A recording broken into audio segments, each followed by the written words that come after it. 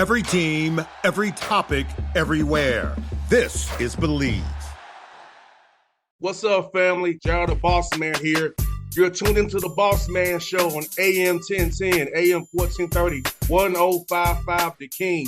Let the King out at 105theking.com and the Bossman Show at bossmanshow.com. Hit me up on Instagram, the Bossman Show, Twitter at Bossman Show, and Facebook, Bossman Show. It's the Bossman on your radio. Listen to the Bossman Show with your host, JR, Saturdays at 9 a.m. right here on AM 1010, The King. What's up, good people?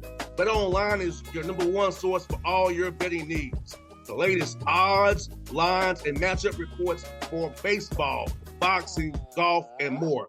BetOnline continues to be the fastest and easiest way to place your wagers, including live betting and your favorite casino and card games available to play right from your phone.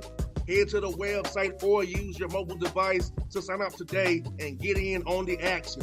Remember to use your promo code BELIEVE, B-L-E-A-V, for your 50% welcome bonus on your first deposit. BetOnline, where the game starts.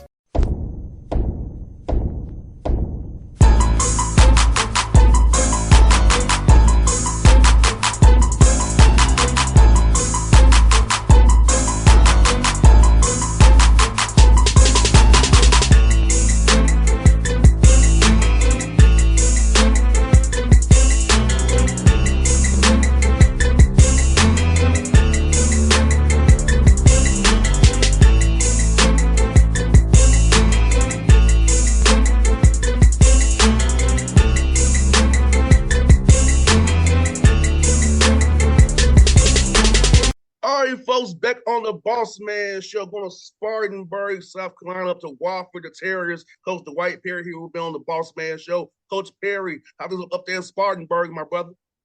It's doing well. It's doing well. I just got back from Las Vegas, recruiting and watching a couple of our former players in summer league. So, compared to 118 degree heat, this 75, 80, I feel pretty good. I was in Vegas as well with some league covering the Hawks, man. So, yeah, that heat out there was different. It's different. You were 100% right. There's not a lot of humidity like it is in the South, but it's still hot. Yeah, 118 and 115 is 118 and 115. No matter how you slice it up, brother. How. No question. Yes, indeed. Well, man, let me ask you, man, how's it feel, man, to be in this big chair, man? I know you got the job last year in the middle season and interim coach. They end up keeping you. So how's that process, man, trying to keep team together, and not focus on your own personal career-wise, but focus on the team to get those 12 wins despite what went on behind the scenes? No, it was, first, obviously, definitely fortunate. It feels really good to have that full-time head coaching title. To your point, that was when we took over. Obviously, like you just mentioned, there's a lot going on, a lot of stuff behind the scenes out in the open that you're just trying to figure out. And so, myself and the rest of the staff, our number one thing was, from now, right at the time when I took over to the very last game, we were just going to focus on the guys and just be there for them, right? Mentally, emotionally, physically, whatever they needed. And so in some ways, it was pretty helpful because you were able to kind of streamline and focus on just what's most important, which is those guys and being there for them. And obviously when the season ended, I think that's kind of some of the anxiety starts to kick in. And you're starting to wonder, like, am I going to be here as my family, my wife and our 2 kids? Are we going to have to move? You don't know what's next. And, when I was finally named the head coach, it was definitely a relief for myself and the rest of the staff. So, now with our whole entire program, we can kind of move forward. And I think we have some great things ahead of us. 100%. I'm asking you, Coach Perry, like, I know I was a co-host of a radio show. I was thinking about how I became the head dude in charge, have my own show. So for you, being loyal to the guys who you work for, but yeah, how did you kind of prepare in your mind for this opportunity that's arise for you right now? 100%. That's a great question. I think, a lot of the people that I've worked for in the past, I think everyone always says, right, you have to prepare to be a head coach before you're a head coach. And so, throughout the whole, season every year, in your mind, you're saying, okay, this, how would I handle this situation? Not that, you're second guessing anybody, but in your mind, you're trying to understand, right, and put your spin on things of how you as a head coach, you think you would handle those in the moment.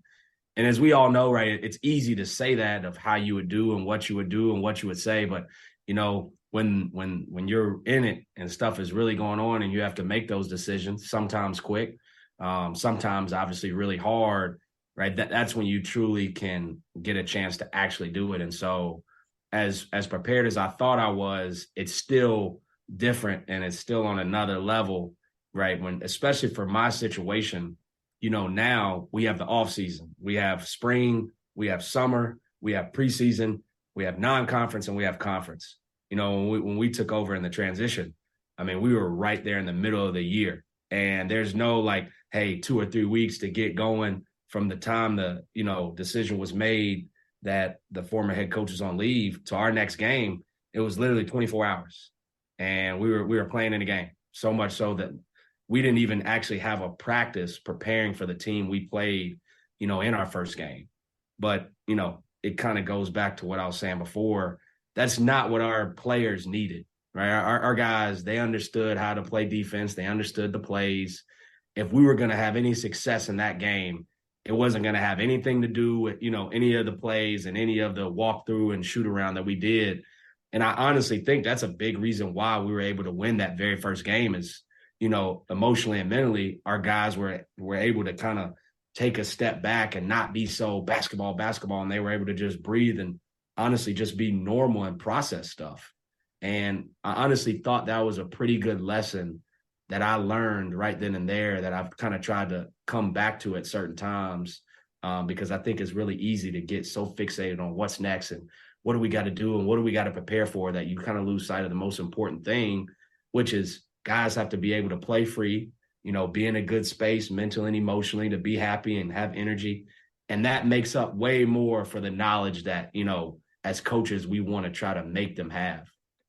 I think you kind of brought me back to some memories of my career. I know when I was a backup and I wasn't a starter, or when I was a starter but other guys was out, how those guys stepped up. Because I know when I was a backup, I just wanted to get out there and play. I wasn't worrying about when we all played more together because certain guy was out who dominated the ball, right? We all had the ball moving and hopping. We wasn't worrying about it. We just wanted to play. So exactly. You're right. When things have to be injuries, adversity happens, guys are out or something, you usually do play freer for those guys who are the backups or after it's all over. You just worry about you go out there and play like we all play. We love to play ball. Yep. So yeah. So what you said makes a lot of sense. I know in my career, I saw what happened on both ends. Yep. 100%. It's I mean, you can't underestimate the value of guys being able to play free. And that's something that we stress a lot, in the recruiting process and with our current guys. Like, you're going to make mistakes, and you can't go out there and try to play mistake-free basketball. Mistakes are going to happen.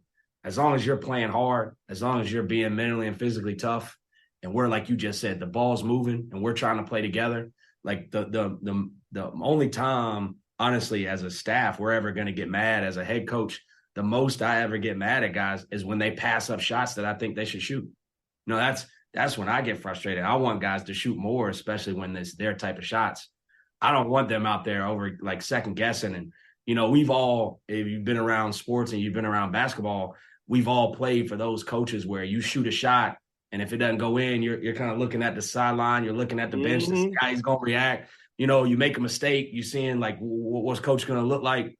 I knew, kind of to your question earlier, as an assistant and playing, if I was ever fortunate enough to be a head coach, like that was something that really stuck out to me. If I get that opportunity, I don't want guys that are out there playing, looking over to the bench where they make a mistake or they shoot a bad shot. I want them truly being free. Nah, you're right, man. I remember in high school, like as freshman, sophomore, I knew I didn't make my first 2 or 3 shots or whatever. I wouldn't make enough to see the court the rest of the night. But as a junior and senior, I had latitude. So I don't think that was right, but still. Right. But the fact of the matter is, you didn't come off the bench warm or make an impact. he was going to show the rotation since the second half. He wasn't going to play. Yep. so, No question. so, No question. what you say, I lived. What you say, I lived. So like, yeah, man, like that's a good thing to know when you take a shot, or it's a good shot, you miss it, you still might get yanked and pulled. No question. No question. It's that's one of those deals, like you said, we've all lived it at some point in our career. No doubt, man. I'll ask you something. Tell you about the workouts you've been having, man. Having your spring and summer, having guys on campus kind of become more one. I know Coach Perry, when I was on the summertime, I was more accountable to my teammates. When I'm by myself, I'm just going I might loaf a little bit, right? I'm just being real about it. But you with your teammates, you hold you accountable for them, win sprints and making your shot, doing your individual work, and also it can get you where you don't have to coach the effort and energy. If you have player-led teams holding you accountable, that's what the next thing you do is coach energy and effort, which you don't want to do as a head coach. No question. I mean, what you just said is spot on. Like, we having a player-led team, that's crucial. So right off the bat, there's two things I think that are very unique for us, at least, or I feel like give us a great advantage. And number one, the player-led piece is important. No matter what we're doing, whether it's team, whether it's individual stuff, outside of that, I mean, there's not a day that comes by that we don't have 3 or 4 or 5 guys in the gym before 8:30. And that's nothing that the coaches are doing. That's player-led. Guys are getting in here on their own. They're bringing teammates with them. Like you just said, like they're holding each other accountable. And the great part is it's not forced. It's not like that's something we're making them do. They genuinely want to do that. And we all know, I mean, as much as you can make someone be in the gym, you're only getting out of that person, but so much compared to if they're going to the gym and they're there for the same amount of time, but they're there because they truly want to be there, right? It's night and day, right? The production you're going to get from that person. Same thing in work, right? We all know if we have to be somewhere because the boss says we have to be there versus if we genuinely want to be there, you're going to be a way more productive person because if it's internally what you want to do. And that doesn't change just because it's basketball. And I think the second piece for us, with the way the rules have changed here recently in the summer, we're still allowed to do team activities on the court. And we still do have a component of that, but a big part, and I genuinely believe it's a big reason why we are really, really great at the skill development and player development piece in our program, is even in the summer, it's not like it's just all team stuff, right? For us, when the season starts in the fall, from basically October all the way to March, we're very team-oriented, right? Whether it's 5-on-5, whether it's offense, defense, it's team-oriented. But in the off-season, like you just spoke to, we're just trying to get guys individually better. And for us, right, if we can get you individually better just by 10%, and I can get better individually 10%, and the next guy, right, that alone makes our whole team better. Even if we're not getting better in the team dynamic setting in a 5-on-5, just this one person working on a certain part of their game, just getting incrementally better.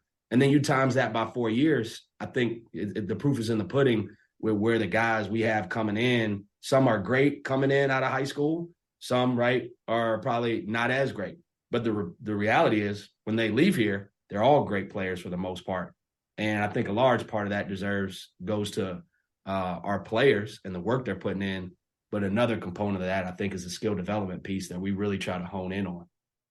And Coach Perry, how much is the new landscape here with the transfer portal, NIL, where you develop a stud player, and then those big boys come try to pick them off, like use you as like the farm system pretty much.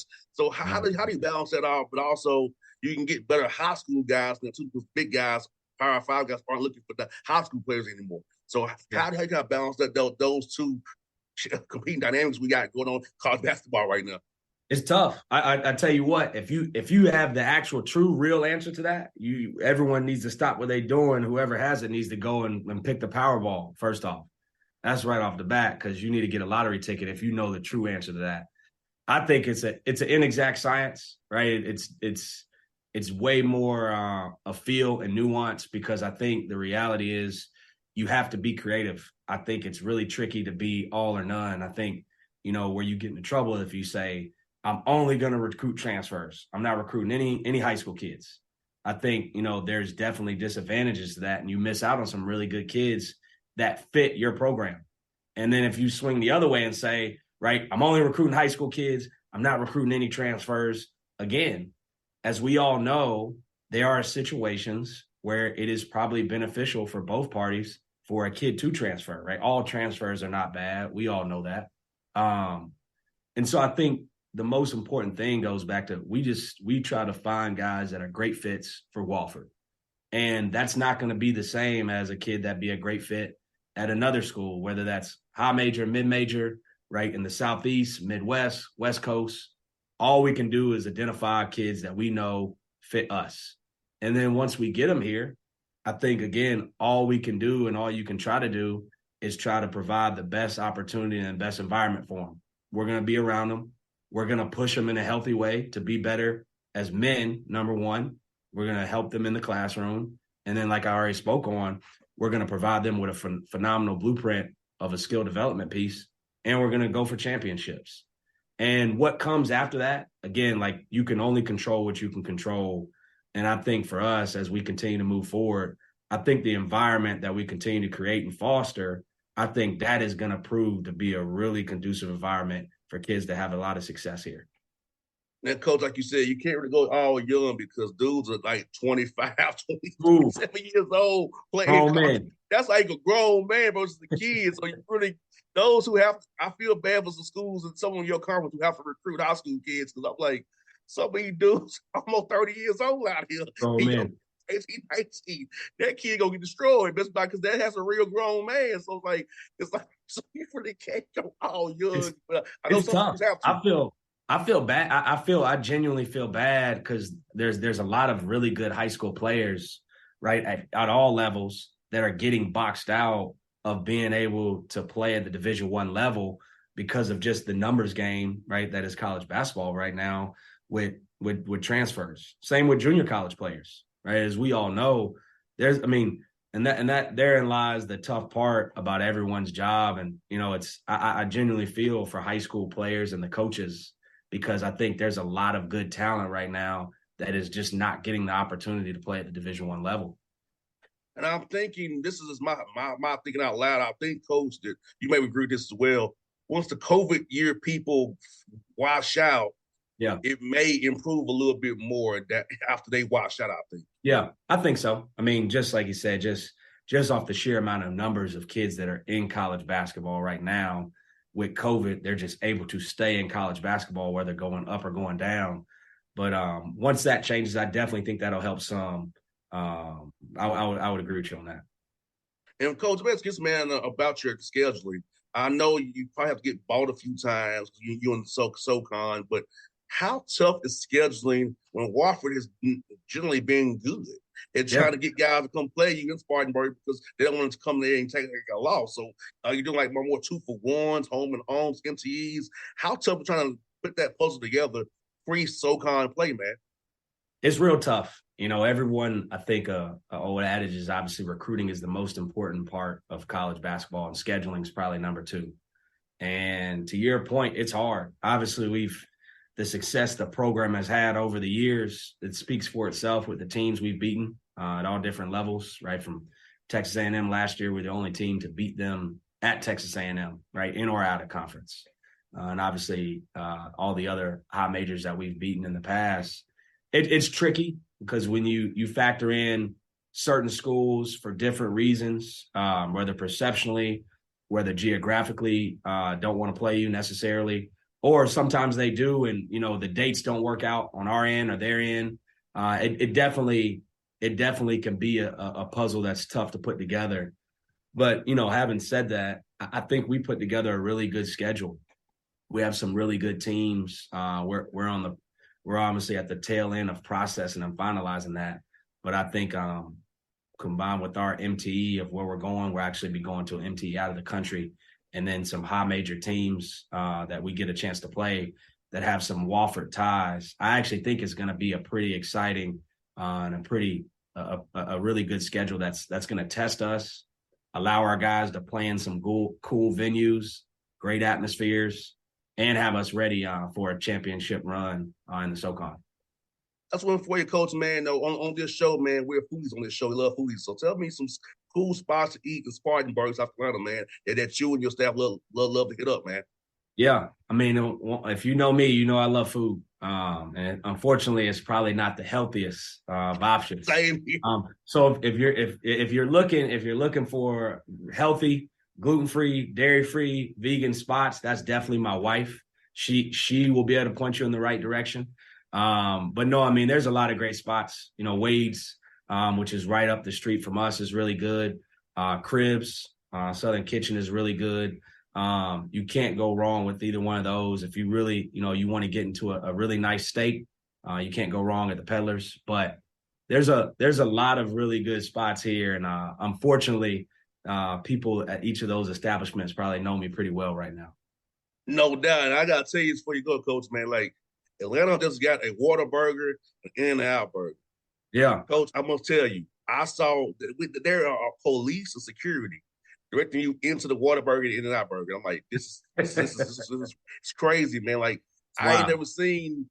I knew it happened at Chick-fil-A. Then when they had the Popeye sandwich come out. But yeah, Whataburger, we got security directing you into the Whataburger and In-N-Out burger to go to the drive-through, and I'm like, I see it all now. No question, that's crazy. I tell you what, there's you can't go wrong with a lot of food spots in Atlanta. That's for sure. No doubt, man. No doubt. With Coach Perry, man, thank you for your time today, brother. I'm getting your number offline so I can see if they in contact with you, brother. But I'm here for you to cheer for you, man. I love to support Warford, man, and anything you need from me. Well, it's been close to Atlanta, man, and you've been close to us, so we'll love to help you get some players come up there to play for you, man. I know you're a good brother, man, and I can told you up there.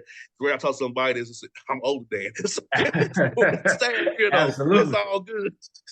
Absolutely. I love it. We love Atlanta. Georgia kids have always done well here, so we definitely like hitting. We definitely like hitting Atlanta for sure. No doubt, Coach. Thanks for your time today, brother. We'll do this again real soon, my guy. Sounds good. What's up, good people? Bet Online is your number one source for all your betting needs. The latest odds, lines, and matchup reports for baseball, boxing, golf, and more. Bet Online continues to be the fastest and easiest way to place your wagers, including live betting and your favorite casino and card games available to play right from your phone. Head to the website or use your mobile device to sign up today and get in on the action. Remember to use your promo code BELIEVE, BLEAV, for your 50% welcome bonus on your first deposit. Bet Online, where the game starts. What's up, family? Gerald the Bossman here. You're tuned into the Bossman Show on AM 1010, AM 1430, 1055 The King. Check The King out at 105theking.com and the Bossman Show at bossmanshow.com. Hit me up on Instagram, The Bossman Show, Twitter at Bossman Show, and Facebook, Bossman Show. It's the Bossman on your radio. Listen to The Bossman Show with your host, JR, Saturdays at 9 a.m. right here on AM 1010, The King.